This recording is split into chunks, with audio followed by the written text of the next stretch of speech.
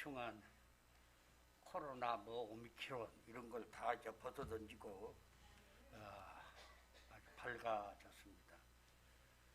우리 시골 서산도 밝아졌습니다. 제일 요거 달덩달덩 벗어봐야 돼. 우리 서산에 제일 먼저 매실꽃이 환하게 피어서 향기가 막 나더니 매실꽃 이어서 수선화가 피어서 그 옆 동네에서는 수선화 축제를 2주간이나 해서 얼마나 차들이 많이 모여들었는지 주변에 빈논에 다 주차장이 되기도 했습니다. 그리고 벚꽃이 피고 진달래가 요새는 다 함께 피대요. 꽃이 옛날에는 개나리 피고 벚꽃 피고 순서가 있었는데 순서가 없어요. 이거 저 문제가 많아 지금요. 그 기후 이상 기후에 이게요. 그래서 벌들이 톡 없고 그러더니 지금 이제 왕벚꽃 우리 딱 한 그루 하우스 앞에 있는데 지금 아마 예배 들어가면 많이 피었을 것 같아요. 이렇게 시골도 우중충한 계절이 지나고 화사한 그런 아름다운 계절이었습니다. 이러한 계절에 하나님 앞에 나와 예배자로서 오늘 찬양하는 사랑구역이라 그랬죠. 그 최행복 집사님 어디 갔어요? 안 보여요. 사랑구역 구역장 같은데. 왜? 그리고 우리 등대교회 지하철 특공대 오늘 찬양. 역시 특공대 찬양은 다르네요. 여러분들 때. 이 찬양을 들으면서 예수 믿으세요. 예수 믿으세요. 초대교회 제자들이 예수님 십자가에 죽으시고 부활하시고 승천하신 장면을 본 뒤에 오순절 후에 성령 충만을 받았잖아요. 그리고 나가서 막 외치잖아요. 그런 마음을 다 느꼈어요. 우리 특공대들이 나와서 그러면서 야 등대교회 특공대들이구나. 그러면서 그때에 아마 그런 마음으로 복음을 예수를 전했을 텐데 그런 마음이 딱 들어요. 어디로 가든지 가서 앞으로 그렇게 복음 전하며 많은 생명들이 듣고 주께로 돌아올 줄로 믿습니다. 내가 설교하기 전에 등대교회면 내가 먼저 은혜 받는 데니까.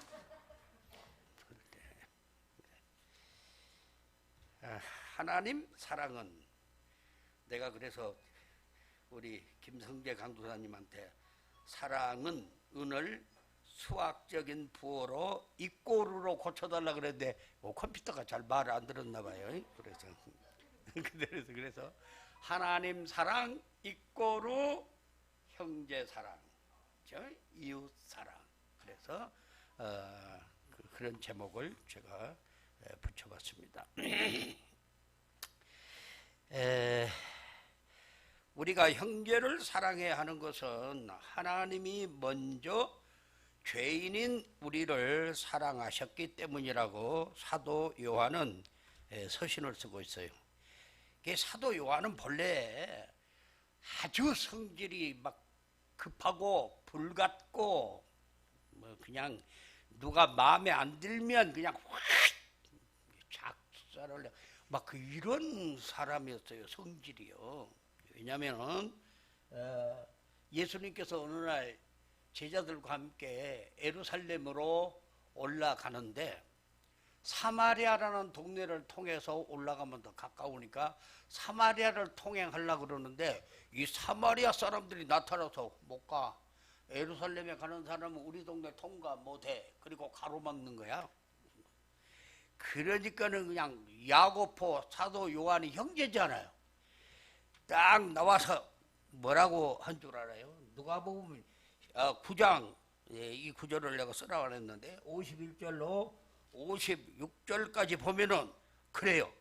제자 야고보 요한이 이를 보고 무엇을 보고 가로막는 걸 보고 사마리아 사람들이 지금 우리 선생님께서 우리 주께서 예루살렘을 올라가는데 너네들이 감히 가로막아? 그러면서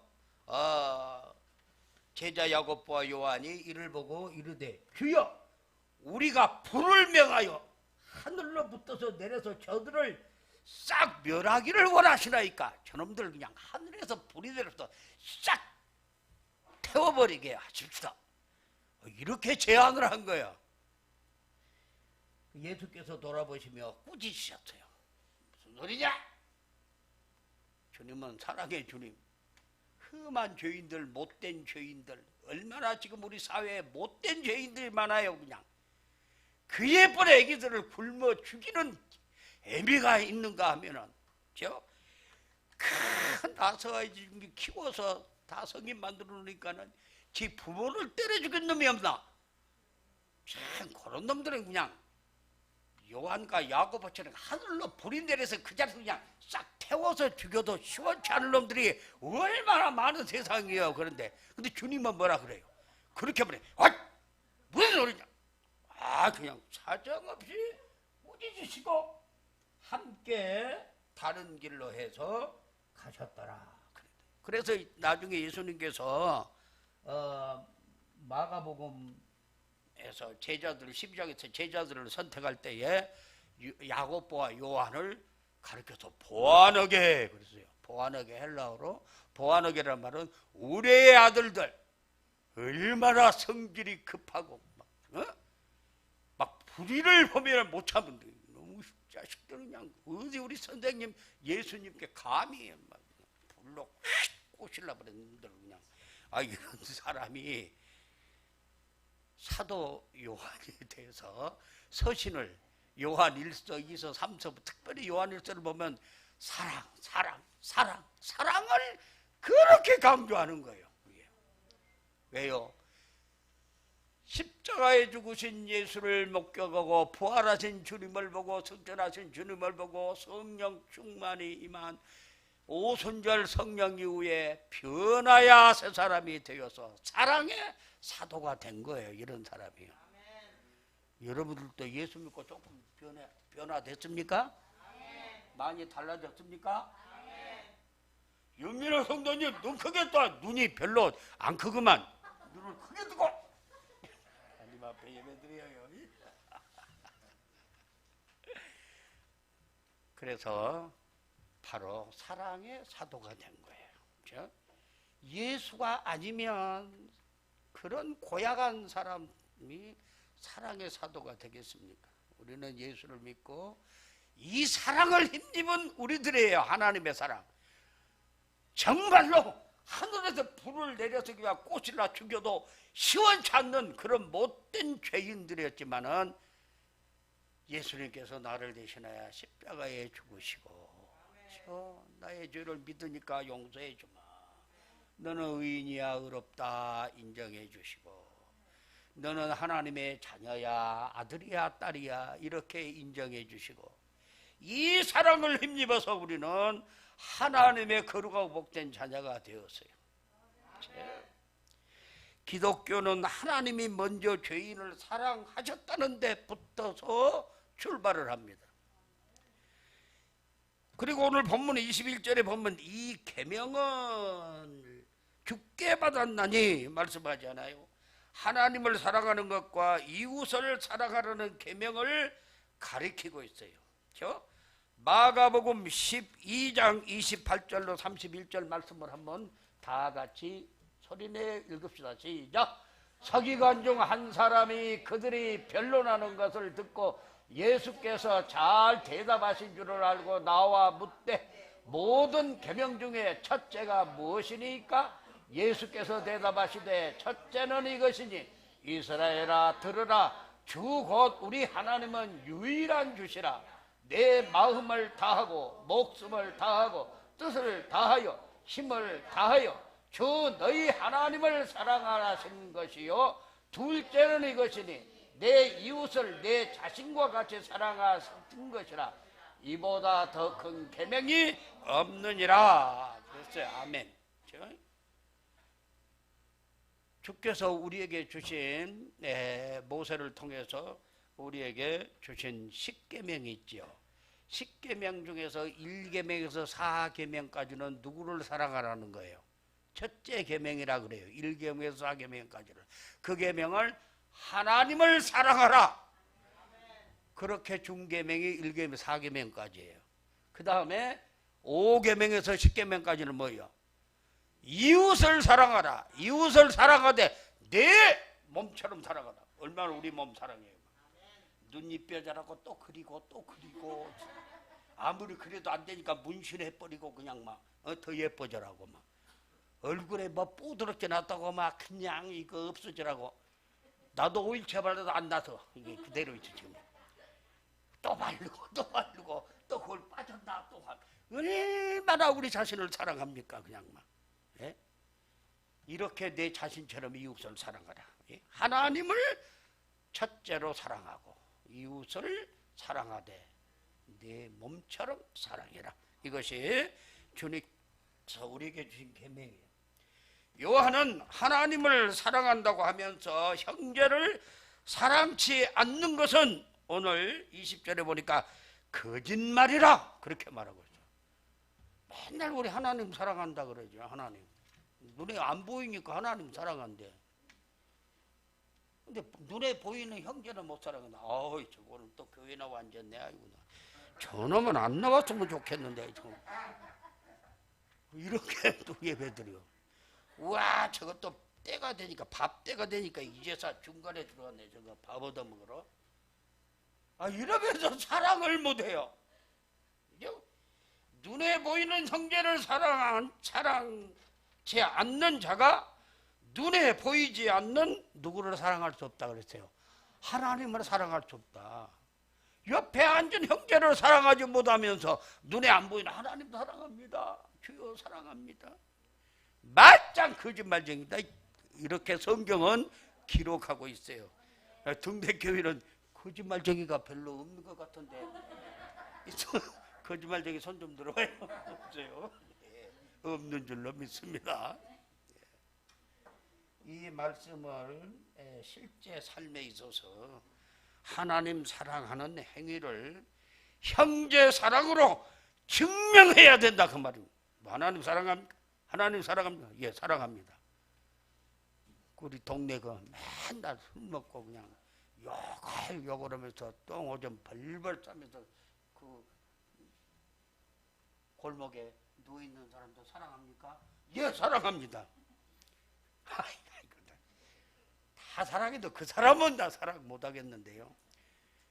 이렇게 말하면은 이거 하나님 사랑하는 거 아니라는 것을 성경 너 거짓말쟁이야. 하나님 사랑한다는 거. 하나님은 그도 사랑해. 그 험하게 생긴 그 사람도 하나님이 창조하셨고 하나님께서 그의 생명을 지금까지 지탱해주고 보존해주고 있는 거야. 이렇게 말하기 때문에 나 그 사람은 못 사랑하는 그 거짓말쟁이야 너. 하나님께서 그렇게 말씀해요. 사랑을 주기보다는 사람은 사랑 받기를 바라는 것이 누구나의 사람의 심리예요. 그렇죠? 주기보다는 받기를 원해요 사람들이. 그렇죠? 또 사랑을 해도 먼저 하기보다는 상대방이 먼저 나를 사랑해 주기를 바라는 것이 인간의 마음이에요. 극히 이기적이고 자기 중심적인 우리들의 그런 사랑을 요구하죠. 본문은 하나님께서 우리를 먼저 사랑하셨다고 증언하고 있어요. 하나님이 먼저 우리를 사랑했다. 이 한마디 말씀은 매우 많은 것을 함축하고 있습니다. 그 의미를 살펴보면 우리는 하나님의 그 큰 사랑을 먼저 받은 사람들이에요. 그렇죠? 먼저 받은 사랑 때문에 우리는 부채의 마음을 갖고 살아야 돼요. 이 하나님의 엄청난 사랑을 받았는데 나는 받기만 하고 이걸 주지 않으면 하나님께 인정받지 못해. 너 거짓말쟁이지? 어쩌서 날 속이려고 그러냐 넌? 이렇게 하나님께서 말씀하세요. 그렇죠? 예수께서 갑자기 첫날 밤 제자들을 모아놓고 강론하시면서 뭐라고 그러셨어요? 요한복음 15장 16절 다 함께 요한복음 15장 16절 시작. 너희가 나를 택한 것이 아니요 내가 너희를 택하여 세웠나니 이는 너희로 가서 열매를 맺게 하고 또 너희 열매가 항상 있게 하여 내 이름으로 아버지께 무엇을 구하든지 다 받게 하려 하심이라. 우리가 예수를 믿는데 내가 예수를 먼저 택하고 믿었어요? 예수께서 우리를 먼저 택하여 믿게 하셨어요? 하나님께서 이 많은 사람들 가운데서 그리고 이 지역적으로 이렇게 열악한 가운데 살고 있는 우리들까지 찾아오셔서 하나님이 너 예수 믿어. 내가 너를 사랑해. 너 등대교회로 모여. 이렇게 하고 하나님의 사랑을 알게 하고 깨닫게 하고 그 사랑의 말씀을 계속적으로 듣게 하고 그 사랑을 어떻게 하면 실천하여 아름다운 열매를 맺게 할까? 이런 고민을 하게 하고 이거 하나님께서 나를 먼저 사랑으로 택하여 주셨기 때문에 우리가 예수를 믿고 이 자리에 앉아 있는 줄로 압니다. 이는 하나님과 인간 사이 사랑의 출발점이 어디서부터 시작되어 있는가를 단적으로 보여주는 말씀이에요.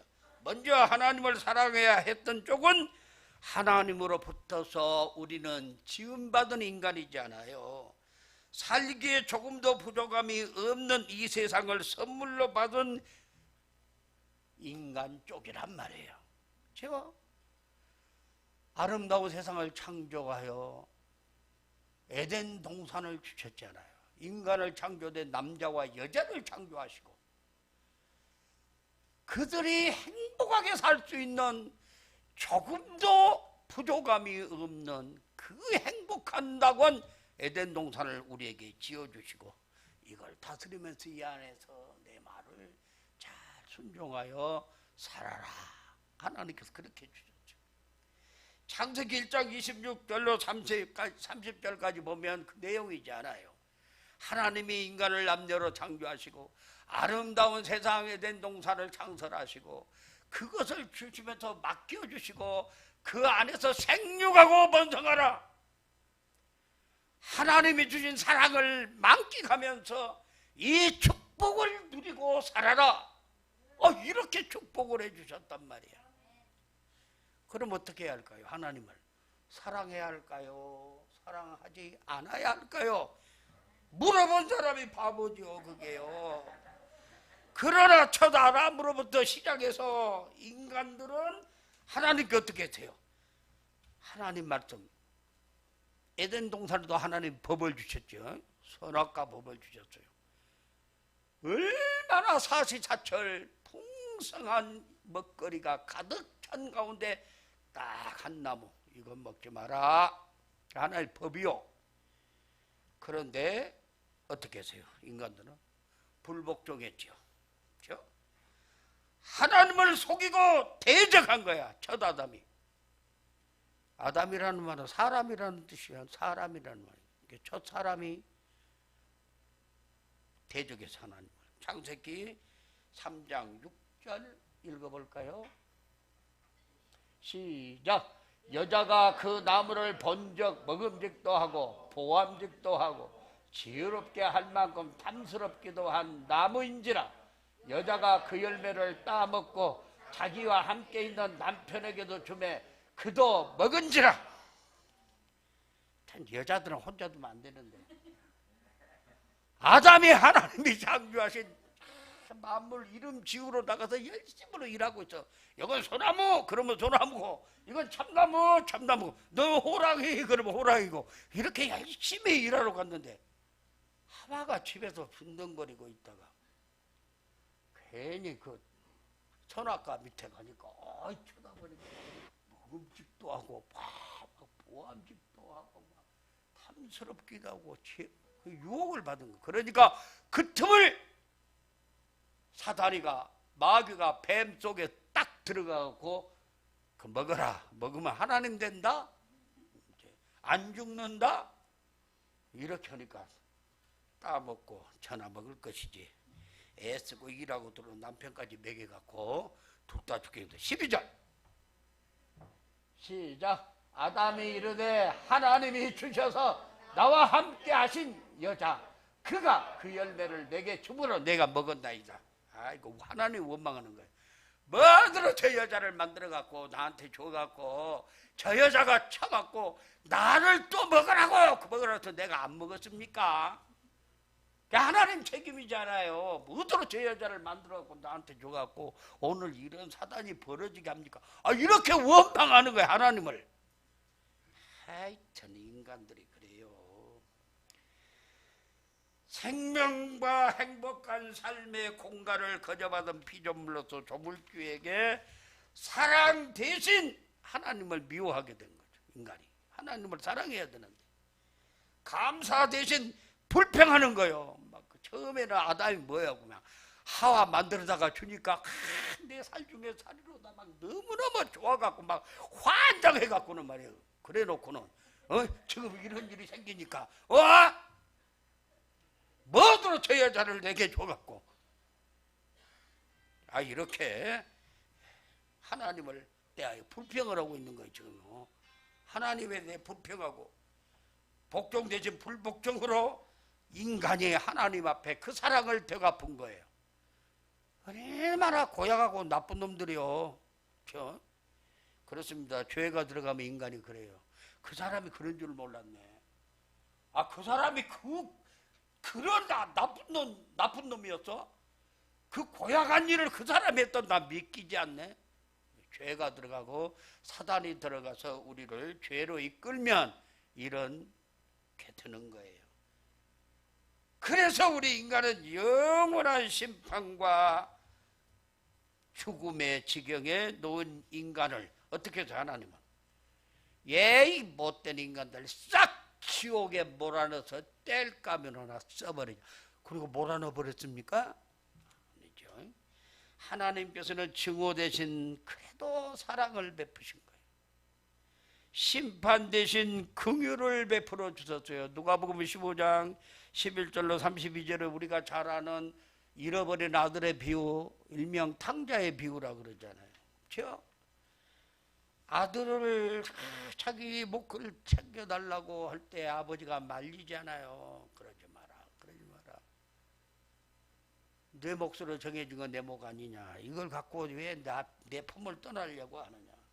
그래도 이놈이 고집을 피우고 싹 짊어지고 떠날 때 아버지는 어때요? 떠나가는 아들을 바라보고 언젠가 털어먹고 저놈이 돌아오겠지 하고는 떠나간 그 자리에 날마다 아버지는 가서 기다리고 있는 거 아니에요.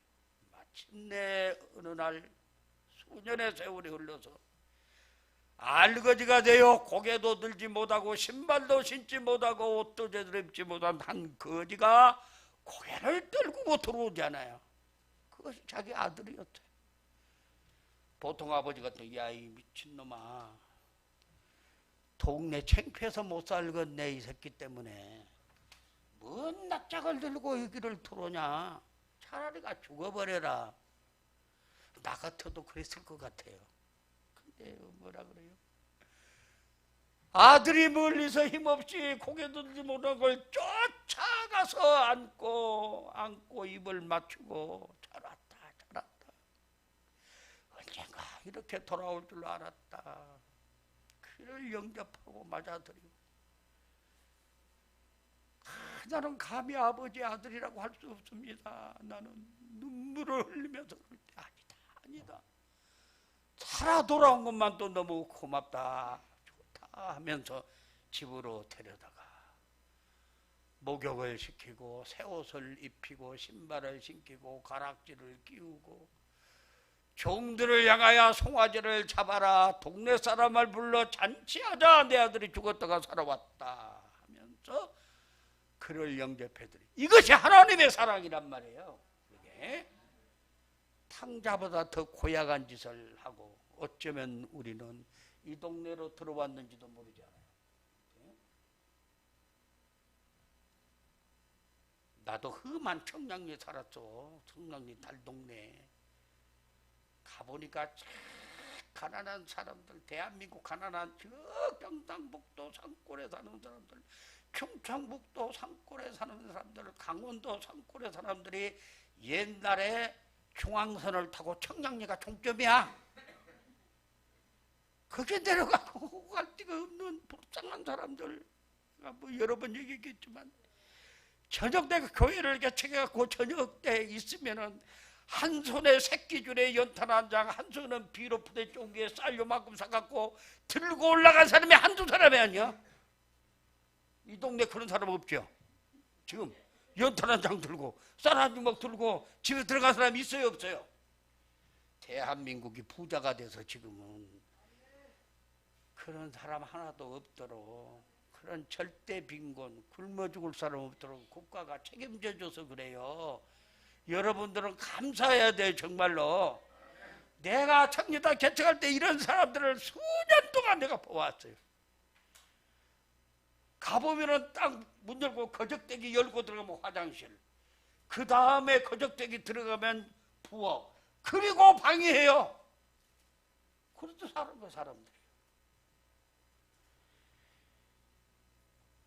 우리는 하나님 앞에 영원히 버림받을 수밖에 없는 죄인 중에 죄인들이었지만, 인간들을 위해서 생명길을 마련하시고 모든 인간들을 초대하신 하나님의 사랑. 요한복음 8장 37절 38절 나왔습니까? 시작. 나도 너희가 아브라함의 자손인 줄 아노라. 그러나 내 말이 너희 안에 있을 곳이 없으므로 나를 죽이려 하는도다. 38절. 나는 내 아버지에게서 본 것을 말하고 너희는 너희 아비에게서 들은 것을 행하느니라. 왜냐하면 그 서기관 일행들이 예수님을 막 죽이려고 해서 말도 듣지 않고, 그러니까 나는 내 아버지, 지금 아버지의 사랑을 너희들에게 말하는데 너희들은 하나님의 사랑을 받지 않고, 하나님의 사랑에 마귀가 너희 아버지이기 때문에 마귀가 행하는 일을 너희들은 지금 하려고 있다. 왜? 예수를 죽이려고 하니까. 먼저 베푸신 하나님의 사랑이 극명하게 드러난 것이 바로 예수 그리스도의 십자가입니다. 하나님께서는 인류의 죄값으로 독생자의 피를 지불하셨어요. 히브리서 9장 22절 시작. 율법을 따라 거의 모든 물건이 피로써 정결하게 되나니 피 흘림이 없은즉 사함이 없느니라. 죄값은 죽음으로서만 갚아야 돼요. 그래서 피 흘리는 제물에 나하고 상관없는, 내 죄하고 상관없는 제물이 내 죄를 짊어지고 대신 죽고 피를 흘렸어요. 그건 바로 나의 죄와 상관없이 예수님께서 내 죄를 대신 지고 십자가에 죽으실 것을 말하신 거예요.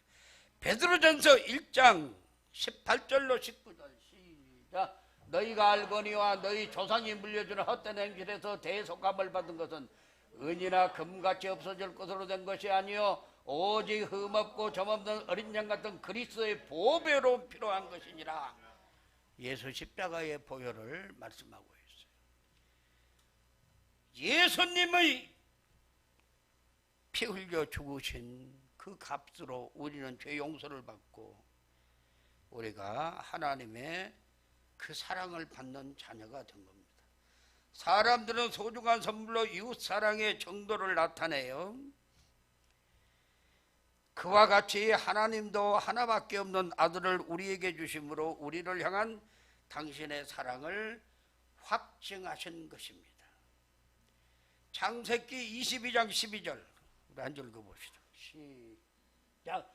사자가 이르시되 그 아이에게 내 손을 대지 말라. 그에게 아무 일도 하지 말라. 내가 내 아들 내 독자까지도 내게 아끼지 아니하였으니 내가 이제야 내가 하나님을 경외하는 줄을 알겠노라. 하나님께서 아브라함이 100살에 얻은 아들 이삭을 너무너무 사랑하는 거야. 하나님께서 볼 때 제가 나를 더 사랑하는지 아들을 더 사랑하는지 아주 그냥 구별이 안 될 정도로 아브라함이 이삭에게 빠져 있었던 것 같아요. 하나님께서 어느 날 딱 나타나서 너 독자 이삭을 저 모리아 산상에 가서 나에게 번제물로 바치라. 번제물은 그냥 잡아서 통째로 그냥 다 태워 죽이는 거예요. 태워서 그냥 하나님 앞에 올리는 거예요. 막 각을 떠서 막 전체를 태워드리는 거예요. 번제요. 아니 뭐 이렇게 기가 막힌 노릇이 어디 있냐 이 말이에요.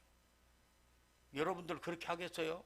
나 하나님 사랑하지만 세상에 어떻게 해서 이 독자 이삭을 이렇게 제물로 바치라고 그럽니까?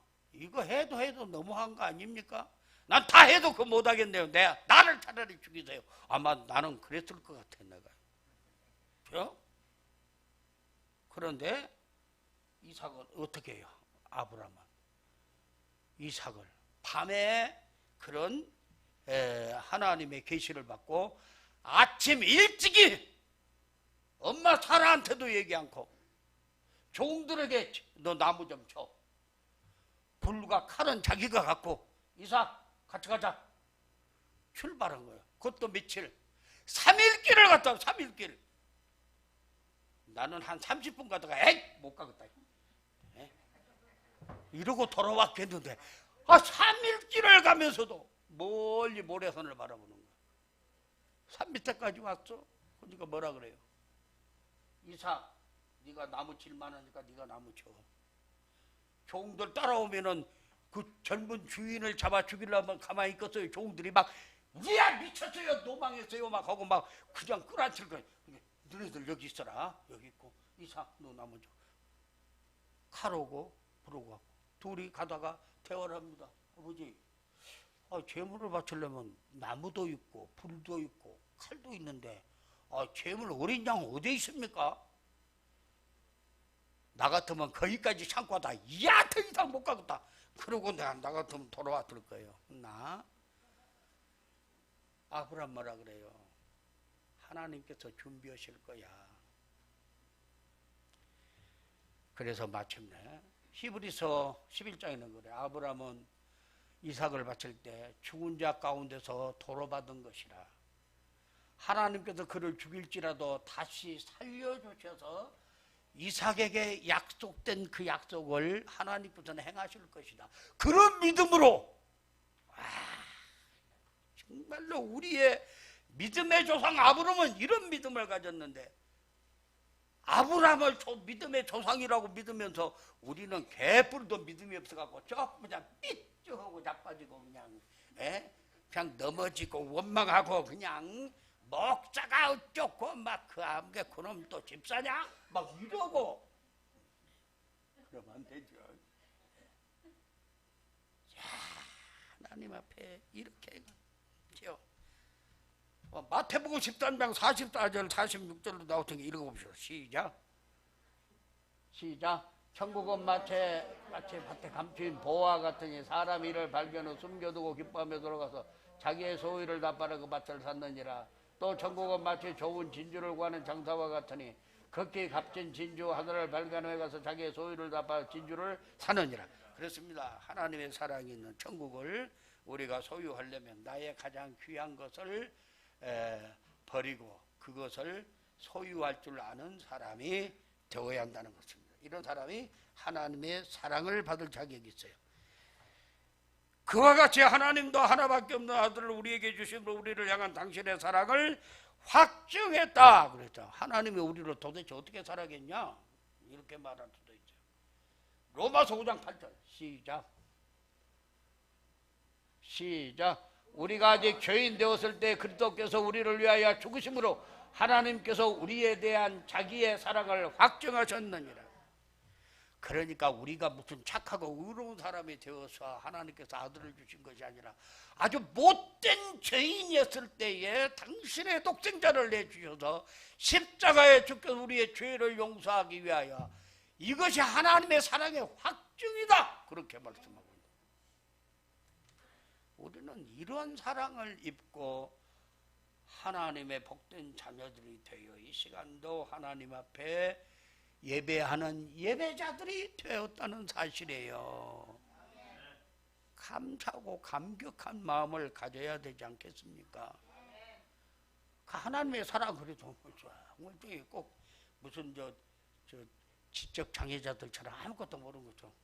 뭐요? 하나님 사랑이 뭐요? 알아듣지도 못하고 감사하지도 못하고 어떤 감동도 없고. 우리는 하나님으로부터 먼저 사랑을 받되 입술만의 고백이 아닌 자기 생명보다 귀한 아들의 생명을 십자가에 내어주는 사랑을 받았다 그 말이에요. 그렇죠? 먼저 받은 하나님의 사랑을 우리는 이제 되갚고 살아야 됩니다. 공짜로 하나님의 사랑을 먹을 생각 말아라 그 말이에요.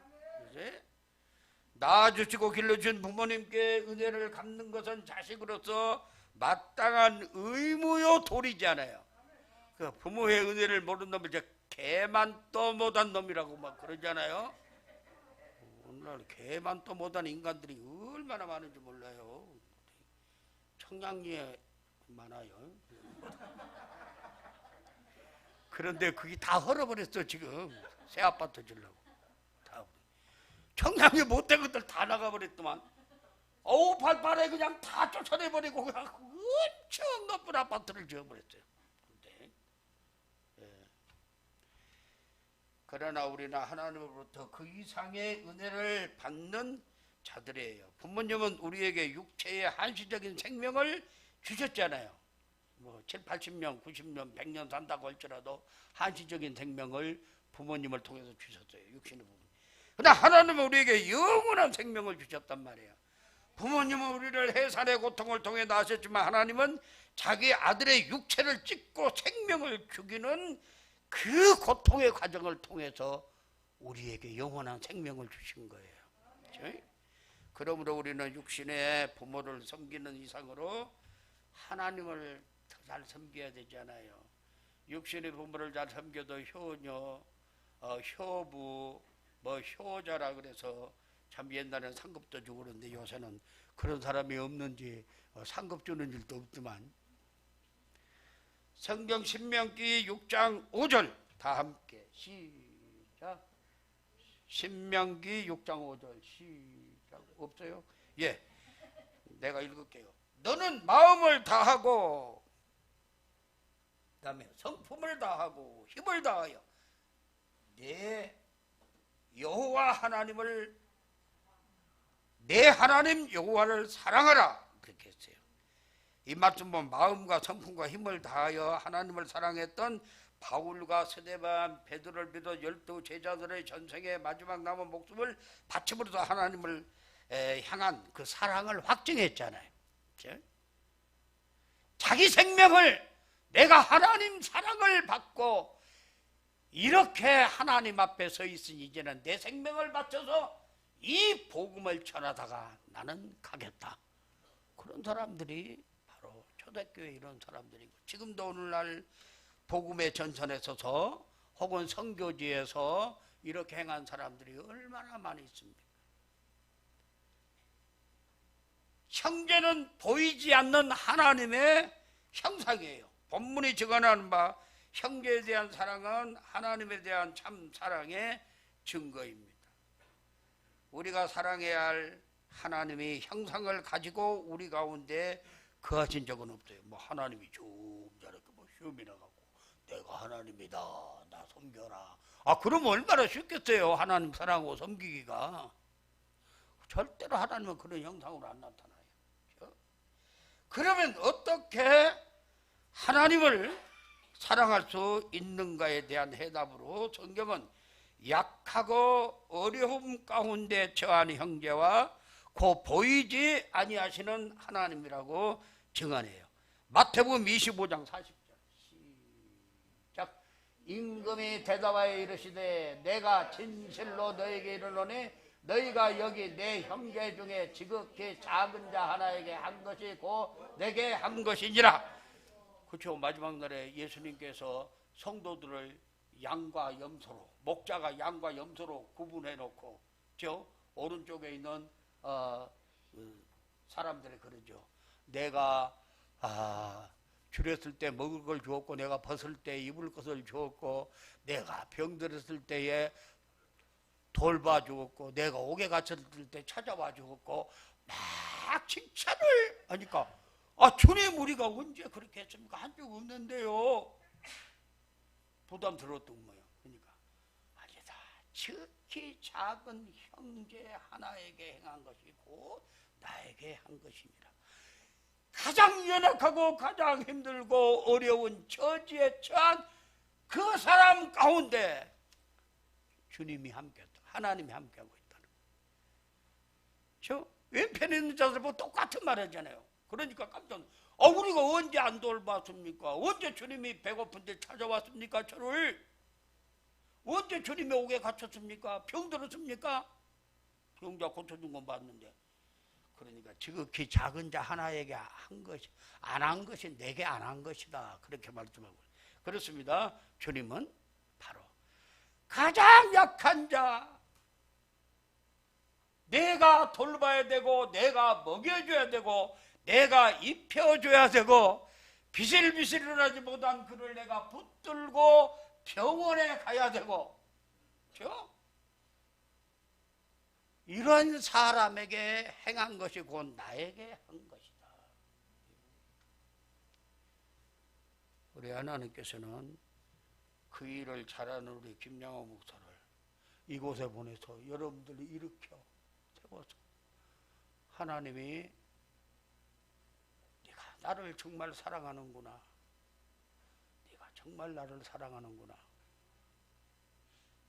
똑똑 김 목사 그냥 쪽방천 막 계단에 그냥 좁은 데 그냥 큰 몸을 갖고 이렇게 괜찮으세요? 들고 기도해주고 위로해주고. 하나님이 얼마나 기뻐하시고 사랑하시는가 알아주십시오. 목사님은 그러면 안 돼요. 여러분들도 그렇게 해야 된단 말이에요. 여러분들은 목사님을 통해 하나님 말씀을 듣고 이 사랑을 깨닫고 이 사랑을 받고 지금 살고 있잖아요. 이 사랑을 아직도 느끼지 못하고 받지 못하고 살고 있는 것처럼 자기를 원망하고 비참한 가운데 있는 사람에게 찾아가서 이 하나님의 사랑을 전해야 된다 그 말이에요. 네? 그것이 우리가 할 일이에요. 따라서 우리가 우리보다 어려운 자들을 도와주고 살아가는 것은 우리가 하나님을 사랑하는 사랑함을 입증하는 거예요. 내 어려운 형제를 하나님의 사랑으로 가서 돌봐주고 사랑하는 것이 바로 하나님 사랑은 형제 사랑이라는 것을 입증하는 거예요. 히브리서 13장 1절 2절 보면은 바로 형제 사랑하기를 계속하고 손님 대접하기를 잊지 말라. 이로써 부지 중에 천사들을 대접하는 이들이 있었느니라 말씀해요. 여기 기록되어 있네요. 다 같이 시작. 형제 사랑하기를 계속하고 손님 대접하기를 잊지 말라. 이로써 부지 중에 천사들을 대접하는 이들이 있었느니라. 그렇죠? 우리는 곧잘 하나님을 사랑한다고 하면서 보는 바 형제를 미워함으로 어리석음을 범합니다. 그것은 이율배반적인 행위죠. 그러한 자의 예배를 하나님은 안 받는다 그랬어요. 하나님을 사랑한다면서 형제를 미워하고 업신여긴 자들의 예배를 하나님 안 받아요. 마태복음 5장 23절로 24절 시작. 그러므로 예물을 제단에 들여다가 거기서 내 형제에게 원망 들을 만한 일이 생각나거든 예물을 제단 앞에 두고 먼저 가서 형제와 화목하고 그 후에 와서 예물을 드리라. 사람이 살다 보면 싸울 수도 있고 속상해서 뭐 서로 욕할 수도 있지만은 예배 드리기 전에 다 그거 풀고 와서 예배 드리란 말이에요. 그래 하나님 그 예배 받으셔요. 아이고 저거 나 정말 쟤 때문에 내가 정말 그냥 예수 믿기도 힘들어 죽겠네. 저거 왜 또 교회 나왔어. 사과도 않고 그냥 미워갖고. 그러면 하나님께서 예배가 안 받는다 그랬어. 너 일어나 나가. 네가 나가. 네가. 하나님은 그러신다. 회개 안 하고 사과 안 하고 그 마음에 맺힌 것을 갖고 hil끗힐끗 미워하고 싫어하고. 주님은 우리가 목숨을 바쳐 형제를 사랑할 때 당신에 대한 가장 큰 은혜의 보답으로 인정하십니다. 요한복음 15장 12절로 14절 시작. 내 계명은 곧 내가 너희를 사랑한 것 같이 너희도 서로 사랑하는 이것이니라. 사람이 친구를 위하여 자기 목숨을 버리면 이보다 더 큰 사랑이 없나니 너희는 내가 명하는 대로 행하면 곧 나의 친구라 그랬어요. 요한복음 13장 34절 35절 보면 새 계명을 너희에게 주노니 서로 사랑하라. 내가 너희를 사랑하듯이 너희도 서로 사랑하라. 너희가 서로 사랑하면 이로써 모든 사람이 너희가 내 제자인 줄 알리라 그랬어요. 주님의 제자가 되면 주님의 사랑으로 모든 사람을 대하시기 바랍니다. 의무적으로라도 형제를 사랑해야 돼요. 의무적으로라도. 본문은 형제 사랑을 가장 큰 의무로 우리에게 부과를 하고 있어요. 21절 말씀 본문. 이렇게 본문의 형제 사랑하기를 강력히 명령하는 그 종종 삶의 형편이 우리로 하여금 형제를 미워하도록 만들기 때문입니다. 왜냐하면 형제와 성격이 안 맞을 때 미워하지 않아요. 아유 저거 그래갖고는 아들 딸 낳고 살면서 성격 안 맞다고 아들 딸 뭐 좋다고 다 놔놓고 이혼한 사람들도 있잖아요. 그럴 때 성격이 안 맞다나?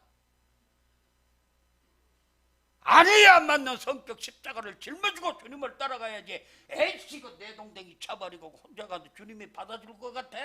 어림도 없는 소리네. 목사도 그런 사람 있어. 목사도. 혹은 형제가 큰 실수로 잘못을 범할 때 우리는 종종 형제와 원수관계를 맺어요. 저겐 내가 그렇게 어렵게 내가 개돈 모아서 겨우 내가 몇천만 원 저것이 갖다 홀랑 쳐먹고 그냥 갚을 생각도 안 한다고 막 원수야 원수. 그냥 돈 몇천만으로 사람과 원수를 맺어버리면 어떻게 하나님의 사랑을 내가 던져버리는 것이 되는데요. 3천만 원 손해보고 그래도 그를 오죽하면 그 돈을 못 갖고 저러고 내 앞에서 기죽어 살겠냐. 불쌍하다. 그 주님의 사랑이죠. 그런 사랑으로 기다려주면 하나님께서 야, 그 좀 갚아라. 그러고 갚을 수 있는 능력을 그에게 줄 줄로 믿습니다. 본성적으로는 도저히 형제를 사랑할 수 없는 경우가 있다는 것을 주님이 아시기 때문에 하나님은 엄격한 의무로 형제 사랑을 명령하고 있는 거예요.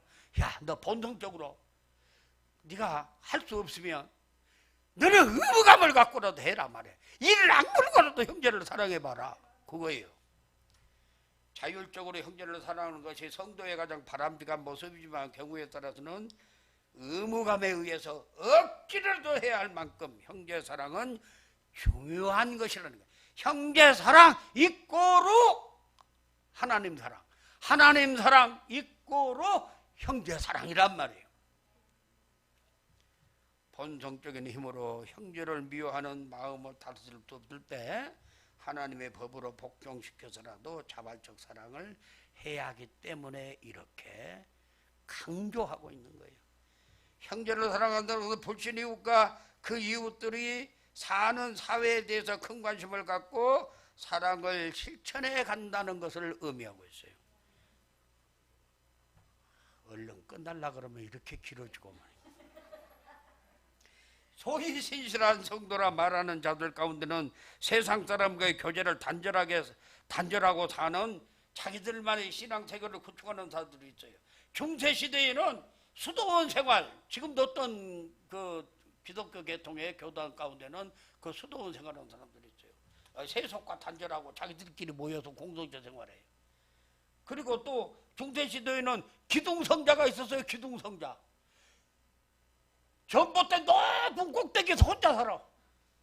그래갖고 먹을 것도 두레박으로 달아서 먹고 싼 것도 그로 내려놓고 그놓고 거기에서 세상과 단절된 사람도 그걸 성자라고도 불렀어. 이건 잘못된 삶입니다. 이것은 자기 혼자는 졸란가 몰라도 세상 속에서 예수 그리스도의 사랑으로 빛과 소금의 사명을 감당함으로써 사는 것이 바른 생활하는 성도예요. 우리 교단은 바르게 하자고 생겼어요. 우리 신학교 합동신학교는 바르게 하자고 세워진 학교예요. 그래서 바른 신학, 그 다음에 뭐요? 그 다음에 뭐요? 바른 신학, 그 다음에 뭐요? 이 교회는 그걸 별로 안 강조합니다. 바른 교회, 그 다음에 뭐요? 바른 교회에서 배운 사람이 바른 생활, 신학을 바르게 하고 교회를 바르게 세우고 거기에서 훈련된 성도가 바른 생활을 한다는 거야. 그래서 바로 우리는 하나님의 사랑으로 형제 사랑을 하는으로써 빛과 소금의 사명을 바로 감당하는 바른 생활하는 성도가 되는 거예요. 사랑하는 등대교회 공동체는 하나님의 특별한 사랑을 받아 세워진 교회이기에 교회 안에서 사랑은 물론이와 이웃으로 하나님의 사랑을 흘려보내 보다 더 많은 사람들이 사랑의 공동체 안으로 들어오게 하라는 사명을 감당하시기 바랍니다. 사도 요한처럼 변화야 서 사람 되어 사랑의 사람들이 되어서 이웃들에게 사랑하고 축복합니다를 연발하기를 축복합니다.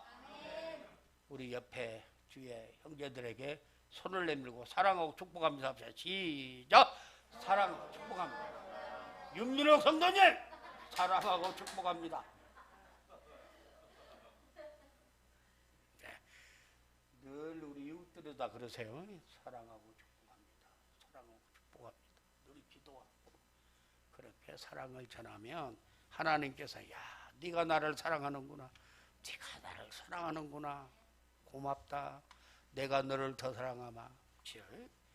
이 등대교회를 통해서 하나님의 사랑을 배워 우리 이웃들, 비참한 우리 이웃들, 불쌍한 우리 이웃들, 지하철에 버려지듯이 누워있는 불쌍한 생명들을 향하여 등대교회 특공대 전도들이 하나님의 사랑을 전할 때 하나님은 그걸 기뻐하시고 온 천하를 주고 한 생명을 사랑하여 주께서 인도하셨잖아요.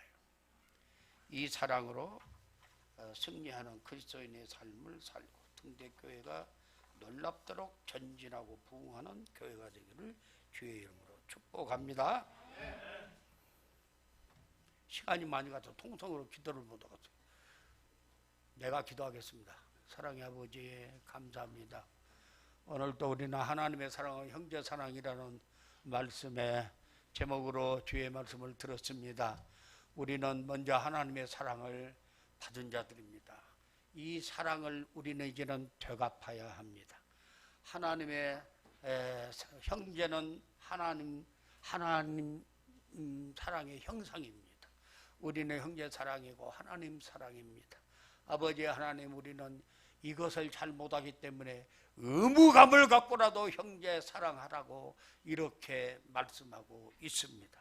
아버지 하나님, 감사함으로 감격함으로 형제를 사랑하고 불쌍한 이웃들을 사랑하여 주께로 돌아오게 하는 귀한 사명을 바로 감당케 하옵소서. 예수님의 이름으로 기도합니다. 아멘.